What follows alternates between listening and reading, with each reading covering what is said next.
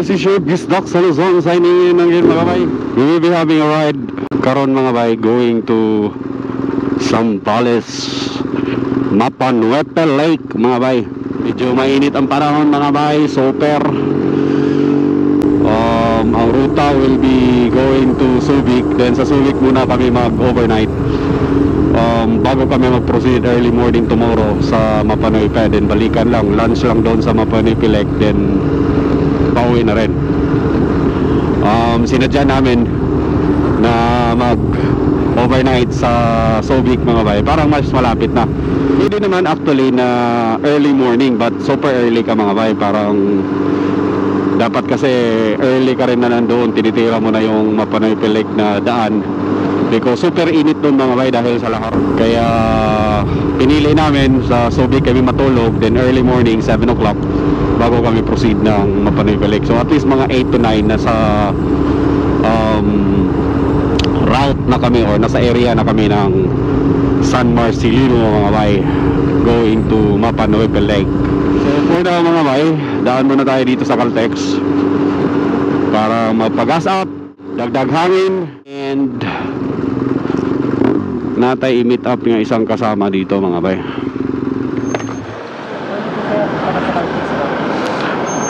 $95. Oh sige, pultang mo na. We are here in Skyway already mga bay. We'll proceed now to stage 3 ng Skyway to connect sa NLEX. So entry kami sa NLEX Balintawak mga bay, then proceed to Marilao na Petron, wherein nandun ang second pit stop namin with the group.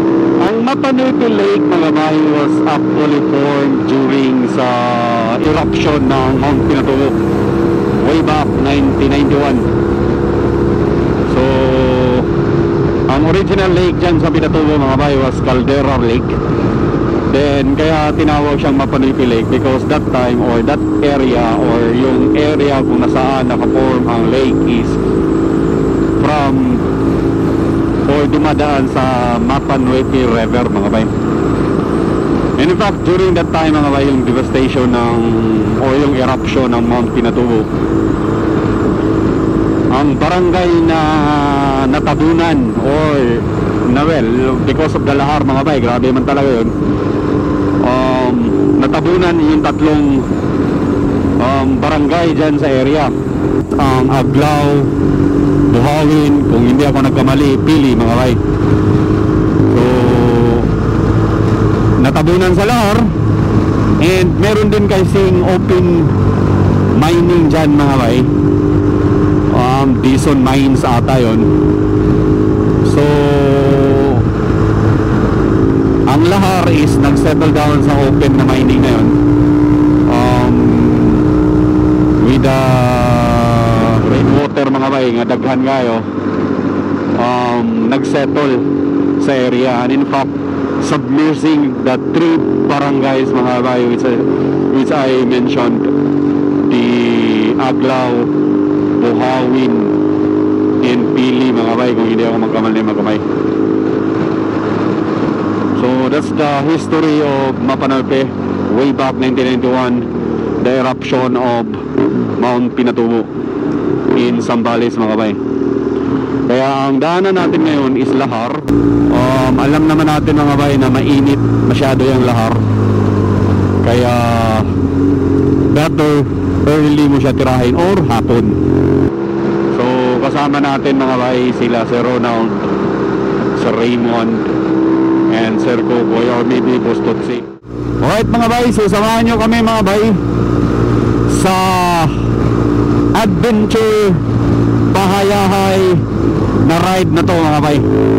Alright, so nasa Skyway stage 3 na tayo mga bay. Slowing down tayo for now because overspeeding policy dito sa Skyway stage 3 mga bay is only 60 km per hour, and medyo stricto sila dito mga bay. So we should be responsible driver mga bay, or we should be responsible rider following the traffic rules and regulations of the area. para sa safety din naman natin yan mga bay. Kaya better to follow na lang without any complaint.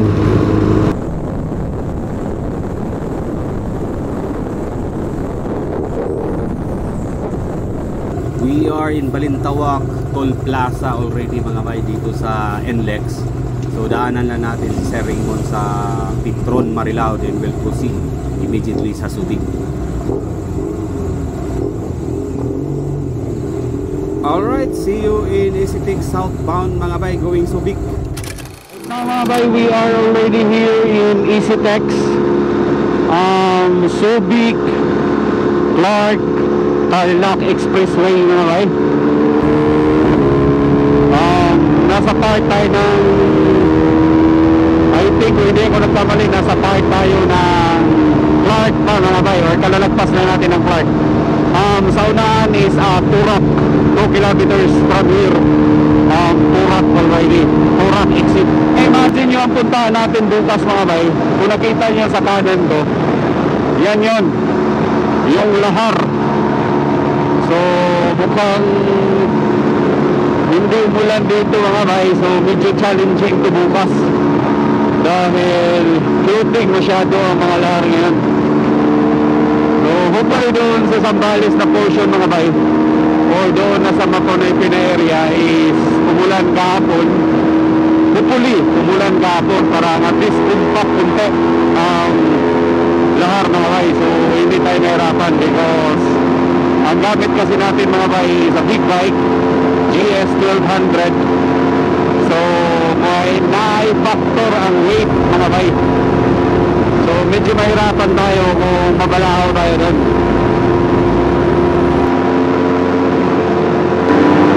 So i-try natin ito mga bay hanggang saan na hindi siya mag-wiggle mga bay.